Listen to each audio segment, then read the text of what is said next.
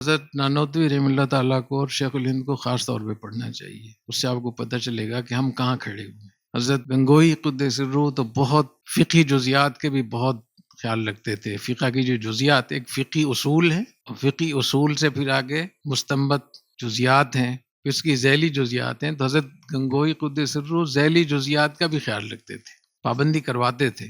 اس حد تک پابندی کرواتے تھے کہ گنگو میں سالانہ عرس ہوتا تھا۔ حضرت مولانا عبد القدوس گنگوہی قدس سرہ بہت بڑے بزرگ تھے، بعد میں ان کے جانشینوں نے وہاں ان کا مزار بنا دیا اور سالانہ عرس ہوتا تھا۔ تو ظاہر ہے کہ عرس کو حضرت بدعت کہتے تھے۔ تو جن دنوں میں عرس ہوتا تھا ان دنوں میں حضرت کے کسی مرید اور شاگرد کو گنگو آنے کی اجازت نہیں ہوتی، اور حضرت فرماتے تھے من کثر سواد قوم فہو منہم، جو آدمی مجھ سے ملنے کے لیے آئے گا تو لوگ تو یہی سمجھیں گے کہ یہ مزار پہ آ رہا ہے، عرس میں حاضر ہونے کے لیے آ رہا ہے، تو ان کی جماعت کا اضافہ ہوگا بدعتیوں کی اس میں۔ اور اسی میں حضرت شیخ الہند بھی ایک دفعہ پھنس گئے تھے۔ حضرت شیخ الہند کے ایک ساتھی تھے، وہ حضرت گنگوہی کے بہت خلاف تھے، تصوف کے خلاف تھے۔ تو حضرت شیخ الہند چاہتے تھے کہ ان کو میں لے کر جاؤں اور حضرت گنگوہی کی زیارت کراؤں، تاکہ معلوم ہو کہ تعلق مع اللہ اور تصوف اور اصلاح نفس اور تزکیہ یہ کیا چیز ہے۔ تو ساتھ لے کر گئے اور رات میں پہنچے حضرت عشاء کے وقت میں۔ تو یہ وہ دن تھے جب کہ عرس کے دن تھے یہ۔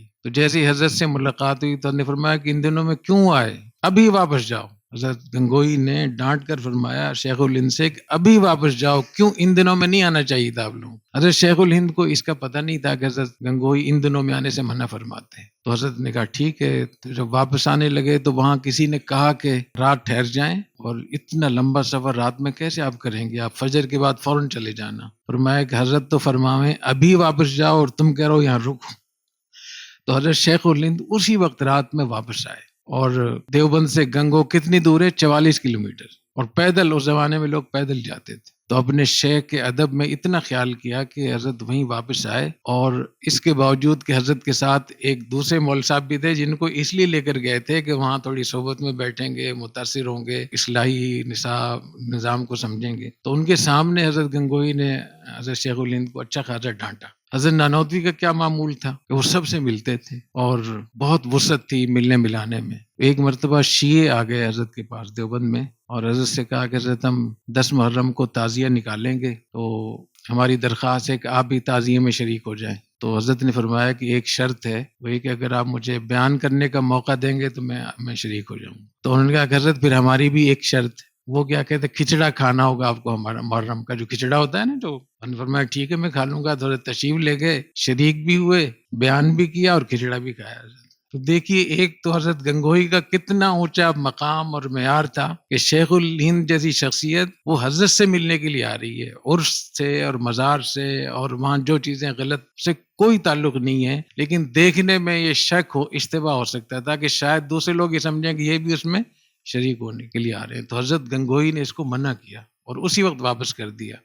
حضرت نانوتوی کا کیا وہ تھا کہ شیعوں کے اس میں جو بریلیوں سے آگے کا مسئلہ ہے، تو ان کے اس میں تعزیے میں بھی شریک ہو رہے ہیں، جلوس میں شریک ہو رہے ہیں، بیان بھی کر رہے ہیں، کھچڑا بھی کھا رہے ہیں۔ اس کی وجہ یہ تھی کہ حضرت نانوتوی رحمہ اللہ تعالیٰ سمجھتے تھے کہ جتنا بڑا انگریزوں کا ایسٹ انڈیا کمپنی کا ہندوستان پہ قبضہ ہوا ہے، اور 800-900 سال کی ہماری حکومت، ہماری سلطنت ختم ہوئی ہے، اس کو بحال کرنے کے لیے تھوڑا سا آپ کو معیار نیچے رکھنا ہوگا۔ تو اصول اور ایمانیات میں اگر ہم اکٹھے ہیں، ایمانیات میں کہ جس کے ہونے سے ایمان ہوگا اور نہ ہونے سے کفر ہوگا، اگر اس میں ہم اکٹھے ہیں تو باقی چیزوں کو آپ نظر انداز کر سکتے ہیں۔ اسی لیے مولانا عبید اللہ سندھی رحمہ اللہ تعالیٰ نے لکھا ہے کہ جب حضرت نانوتوی کا انتقال ہوا تو دیوبند کا حلقہ بکھر گیا تھا، کیونکہ حضرت گنگوہی کا جو فقہی مزاج تھا اور بدعات کے خلاف اور پورا 100% ٹھیک رہنا اور ٹھیک رکھنا، تو اس کے حساب سے تو بہت مشکل تھا ایک تحریک چلانا۔ اور حضرت نانوتوی رحمۃ اللہ علیہ کا مزاج میں بہت وسعت تھی، تو جو حضرت نانوتوی رحمۃ اللہ علیہ کے لوگ تھے